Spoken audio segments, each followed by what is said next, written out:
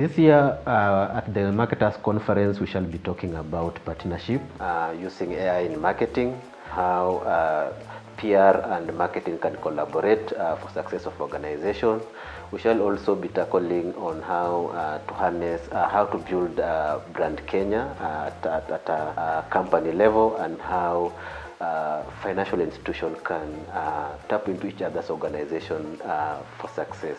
We have Dr. Habil Olaka, the CEO of Kenya Bankers Association, Group Director of BIDICO, Mr. Chris Diaz, and then we also have Dr. Wilfred Marube, the CEO of Keproba. This year's conference is scheduled for the 20th of October. It will be happening at the Sarova Panafric Hotel, that is in Nairobi. If you have not yet registered, make sure that you register so that you don't miss out. See you there.